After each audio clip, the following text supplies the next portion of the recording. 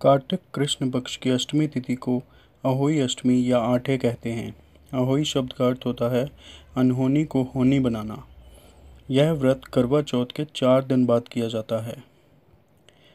यह व्रत बच्चों के सुख के लिए रखा जाता है। इस व्रत में अहोई देवी की तस्वीर के साथ सई और सई के बच्चों के चित्र भी बनाकर पूजे जाते हैं। अहोई अष्टमी व्रत के अंत में करवा चौथ व्रत की तरह कथा सुनना अनिवार्य होता है। तो जानिए अहोई अष्टमी की व्रत कथा।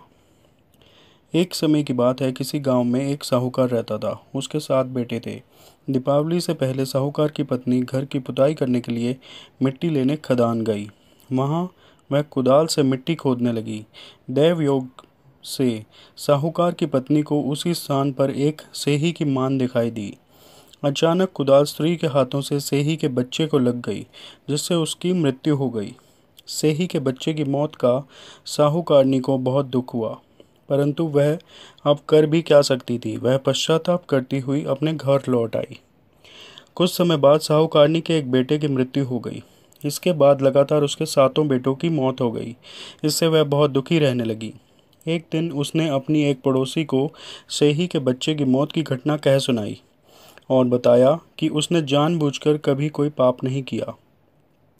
यह हत्या उससे गलती से हुई थी, जिसके परिणाम स्वरूप उसके 7 बेटों की मौत हो गई। यह बात जब सबको पता चली तो गांव की वृद्ध औरतों ने साहूकार की पत्नी को दिलासा दिया। वृद्ध औरतों साहूकार की पत्नी को चुप करवाने लगी और कहने लगी, आज तो बात तुमने सबको बताई है, इससे तुम्हारा आधा पाप नष्ट हो गया है। इसके साथ ही उन्होंने साहूकारनी को अष्टमी के दिन भगवती माता तथा सेही और सेही के बच्चों का चित्र बनाकर उनकी आराधना करने को कहा। इस प्रकार क्षमा याचना करने से तुम्हारे सारे पाप धुल जाएंगे और कष्ट दूर हो जाएंगे। साहूकार की पत्नी उनकी बात मानते हुए कार्तिक मास की कृष्ण पक्ष की अष्टमी को व्रत रखने लगी। वह विधि पूर्वक पूजा का क्षमा याचना करने लगी। इस प्रकार उसने प्रतिवर्ष नियमित रूप से इस व्रत का पालन किया, जिसके बाद उसे 7 पुत्र रत्नों की प्राप्ति हुई। तभी से अहोई व्रत की परंपरा चली आ रही है। बोलिए अहोई माता की जय।